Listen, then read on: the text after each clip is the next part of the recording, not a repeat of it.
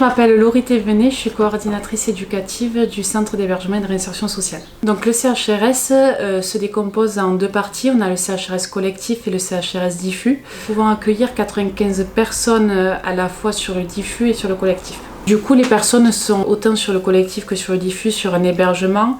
L'objectif donc de ces hébergements est vraiment basé sur la réinsertion sociale. C'est vraiment une période donnée dans la vie des personnes, mais qui n'est pas définitive. Le CHRS est un tremplin pour pouvoir refaire les démarches administratives, se remettre un peu à plat et repartir sur du logement pérenne en suivant.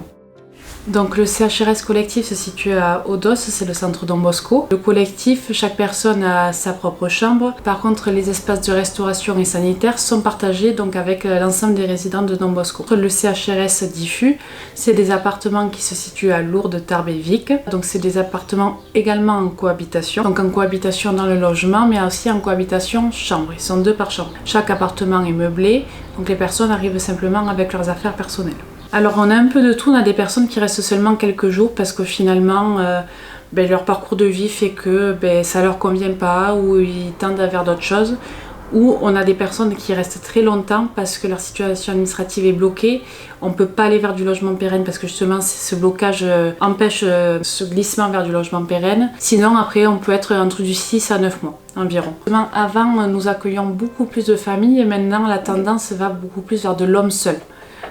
Donc déjà les personnes sont orientées par le SIAO via une demande d'insertion. À la suite de ça, moi je reçois une première fois les personnes pour leur expliquer le règlement de fonctionnement, les conditions d'accompagnement, etc. Si cela leur convient, donc on procède à leur admission. Que ce soit sur le CHRS collectif ou diffus, l'accompagnement est décomposé en 2 parties. Donc ils ont donc une travailleuse sociale qui est référente, qui les accompagne sur l'ensemble de les démarches administratives, que ce soit l'emploi, la formation, la CAF, la CPM, etc. Et après on a un accompagnement aussi de terrain, donc éducatif, où là du coup c'est des ASE qui viennent au logement, vérifier le savoir habiter, que tout va bien pour eux, et les accompagner un peu sur les tâches de la vie quotidienne, pour justement les accompagner vers une réinsertion et du logement pérenne.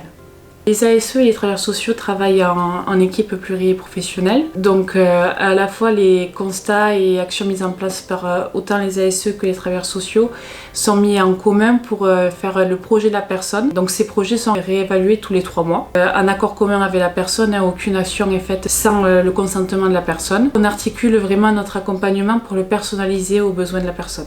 Nous, on peut donc accueillir sur Don Bosco, donc sur le CHRS collectif, soit des femmes victimes de violences, seules ou avec enfants, des femmes seules qui ne sont pas victimes de violences avec enfants également, et des couples. Tandis que le CHRS diffus, on peut accueillir donc des hommes seuls, des familles, des femmes seules ou des femmes avec enfants également. Que ce soit sur le CHRS collectif ou le CHRS diffus, on met en place des activités soit individuelles ou de groupe pour aussi permettre à des personnes de pouvoir se découvrir des nouvelles passions, de pouvoir découvrir de nouveaux mondes aussi, que ce soit des ateliers manuels, des ateliers sportifs. On encourage vraiment cette dynamique d'aller vers l'extérieur, de découvrir des nouvelles choses. On peut travailler aussi en partenariat avec des partenaires du territoire pour justement qu'on puisse un peu scinder nos forces pour aller faire découvrir à ces personnes des nouveaux mondes.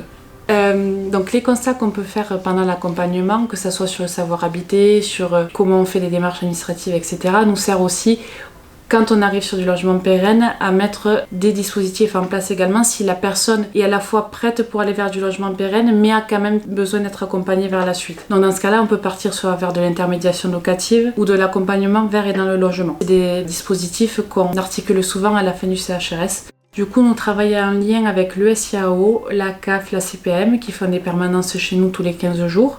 Donc, ce qui permet une ouverture de droit privilégiée quand même, où les personnes, justement, elles ont souvent le dossier qui est dans un autre département, le dossier bloqué, etc. Ça nous permet d'avoir un lien et de pouvoir débloquer des situations un peu plus rapidement par le biais de ce partenariat.